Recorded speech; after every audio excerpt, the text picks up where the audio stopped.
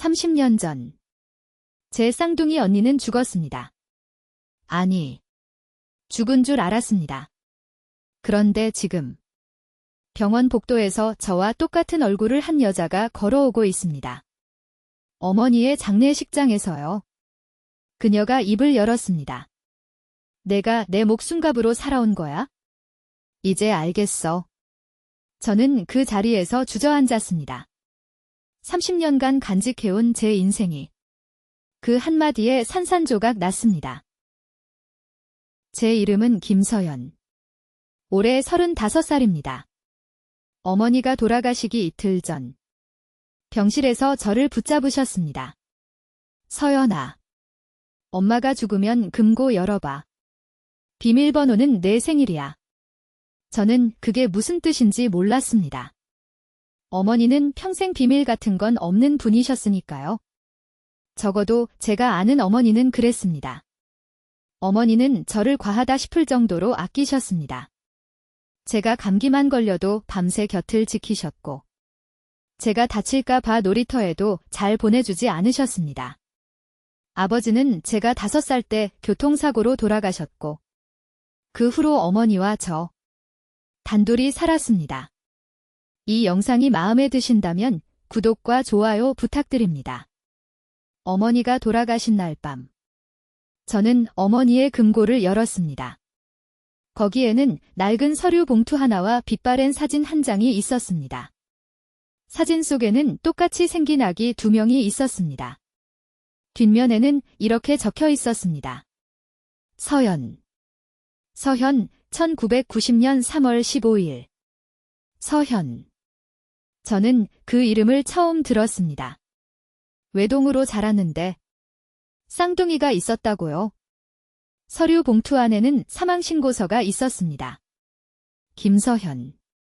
1990년 9월 20일 사망. 생후 6개월. 사인은 영아돌연 사증후군. 저는 손이 떨렸습니다. 어머니는 왜 이걸 숨기셨을까요? 제가 쌍둥이였다는 사실을, 언니가 죽었다는 사실을 왜 단 한 번도 말씀하지 않으셨을까요? 장례식 준비를 하면서도 그 생각뿐이었습니다. 그리고 장례식 첫날, 그녀가 나타났습니다. 그녀는 저와 똑같은 얼굴을 하고 있었습니다. 아니, 정확히는 저보다 조금 야윈 얼굴.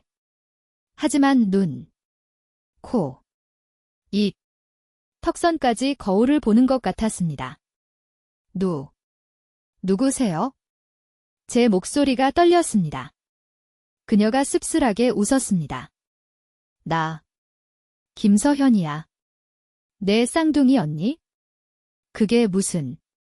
언니는 돌아가셨잖아요. 서류도 봤어요. 서류. 아, 그 가짜 사망신고서? 그녀가 코웃음 쳤습니다. 엄마가 날 죽인 거야? 서류상으로. 저는 이해할 수 없었습니다. 어머니가 왜 그러셨을까요? 그녀가 말을 이었습니다. 우리 아버지가 죽은 거 기억해? 교통사고라고 들었지? 네. 거짓말이야? 아버지는 도박빚 때문에 죽었어.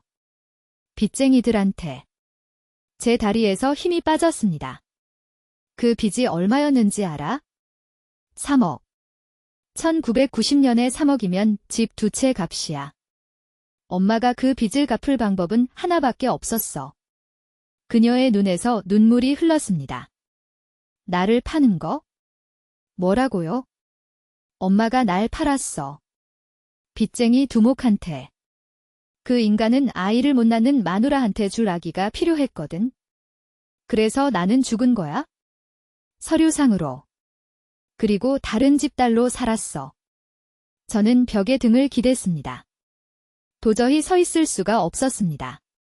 서연아. 넌 그렇게 엄마 사랑받으면서 살았지?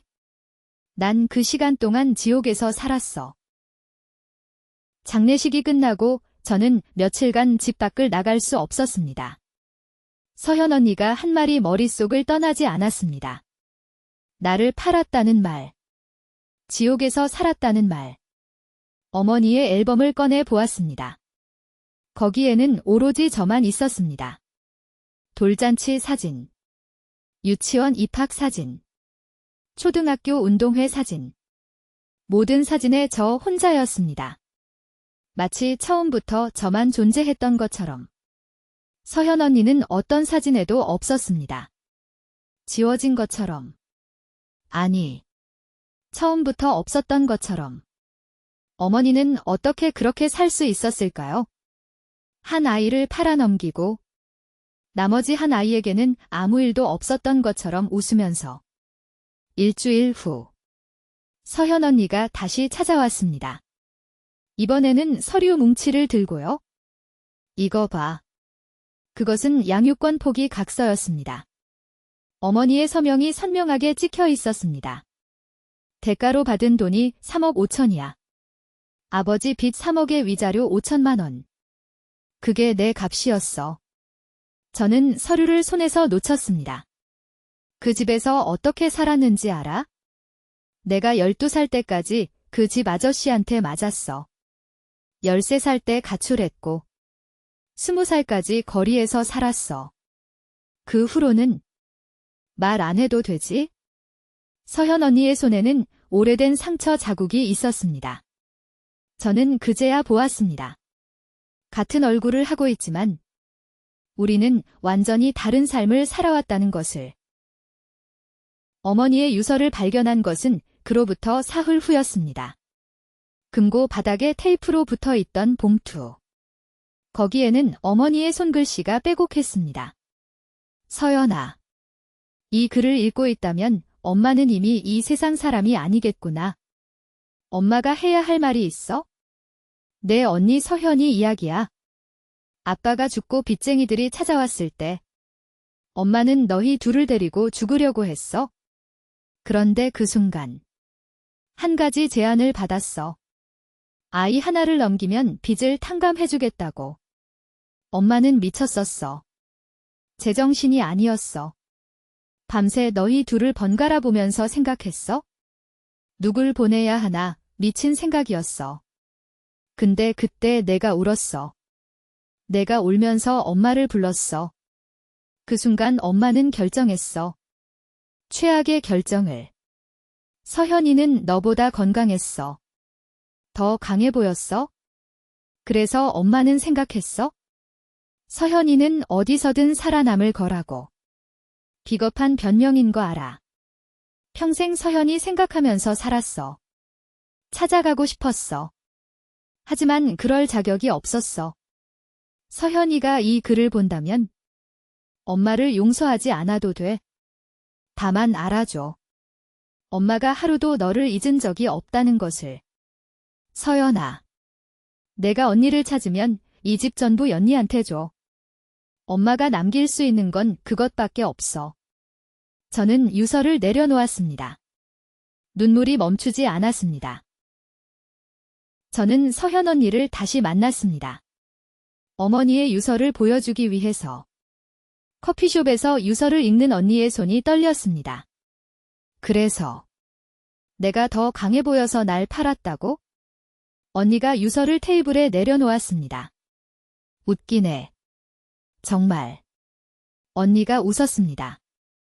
하지만 그건 웃음이 아니었습니다. 나도 보여줄 게 있어? 언니가 가방에서 서류를 꺼냈습니다.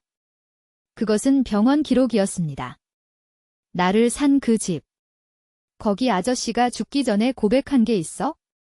저는 서류를 받아들었습니다. 그 아저씨가 빚쟁이 두목이 아니었어. 아버지 친구였어. 뭐라고요? 우리 아버지하고 같이 사업하다가 망한 사람이야. 아버지가 죽고 나서 그 아저씨가 엄마한테 제안한 거야? 자기가 빚을 대신 갚아줄 테니까 아이 하나를 달라고. 저는 머리가 멍해졌습니다. 빚쟁이한테 팔린 게 아니었어? 아니. 그 아저씨는 진짜로 아이가 필요했던 거야? 근데 거기 아줌마가 미친년이었어. 날 맞고 학대한 건 그 아줌마야? 아저씨가 죽고 나서 알았어. 그 아저씨가 날 진심으로 키우려고 했다는 거? 유산도 내 이름으로 남겼더라고. 근데 그 아줌마가 다 가로챘어. 언니의 눈이 흔들렸습니다. 나는 누굴 미워해야 하는 거야? 그날 밤 언니가 술에 취해 전화했습니다. 서연아, 나 옥상에 있어? 저는 뛰어갔습니다. 언니는 옥상 난간에 기대어 앉아 있었습니다. 무서워하지 마. 뛰어내릴 생각 없어. 그냥 생각하고 싶었어. 저는 언니 옆에 앉았습니다. 30년을 원망하면서 살았어. 날 버린 엄마를, 나 대신 사랑받은 너를. 언니가 하늘을 올려다보았습니다. 근데 유서 보니까 모르겠더라. 엄마도 지옥이었겠다 싶더라. 저는 아무 말도 할 수 없었습니다. 그 아저씨한테 맞으면서도 생각했어. 내 진짜 엄마는 어디 있을까? 왜 날 안 찾아올까? 날 정말 버린 걸까? 언니의 눈에서 눈물이 흘렀습니다. 근데 이제 알았어. 엄마도 평생 나 생각했다는 거. 그게 위로가 되는지 모르겠어? 근데 조금은 덜 외로워. 저는 언니의 손을 잡았습니다. 언니, 우리 이제부터 같이 살아요. 언니가 저를 보았습니다. 난 내 인생을 빼앗으러 온 게 아니야? 알아요. 근데 어머니가 남긴 집, 언니 거예요. 유서에 그렇게 쓰셨잖아요. 그 집에서 어떻게 살아? 날 버린 기억이 있는 곳에서? 그럼 팔아요. 그 돈으로 우리 둘이 새로 시작해요. 30년 늦었지만 이제부터라도 자매로 살아요. 언니가 한참을 말없이 저를 보았습니다. 그리고 처음으로 진짜 웃음을 보여주었습니다. 1년이 지났습니다. 어머니가 남긴 집을 팔아 작은 카페를 열었습니다. 이름은 서연. 우리 둘의 이름을 붙였습니다. 언니는 아직도 가끔 악몽을 꿉니다. 30년의 상처가 1년 만에 치유될 리 없으니까요. 하지만 예전과 다른 점이 있습니다. 이제 악몽에서 깨면 제가 옆에 있다는 거? 어머니의 선택이 옳았는지 그른지 저는 아직도 모르겠습니다. 다만 한 가지는 압니다. 어머니도 평생 그 선택의 무게를 지고 살았다는 것을. 언니를 팔아넘긴 죄책감으로 저를 과하게 아꼈다는 것을. 그래서 저는 늘 어딘가 불안했던 거겠죠. 어머니의 사랑 뒤에 숨겨진 죄책감을 무의식적으로 느꼈던 걸지도 모릅니다. 지난주 언니와 함께 어머니 산소에 다녀왔습니다. 언니가 어머니 묘비 앞에 꽃을 놓았습니다. 엄마, 나왔어. 30년 만에. 언니가 한참을 말없이 서 있었습니다. 용서는 아직 못해. 근데 이해는 해. 엄마도 힘들었겠다. 저는 언니 손을 잡았습니다. 우리는 그렇게 한참을 서 있었습니다. 같은 날 태어나 다른 인생을 살았던 두 사람이 30년 만에 처음으로 같은 곳에 서서 같은 곳을 바라보고 있었습니다. 어머니, 우리 이제 괜찮아요. 늦었지만 우리 서로를 찾았어요. 그러니까 이제 편히 쉬세요.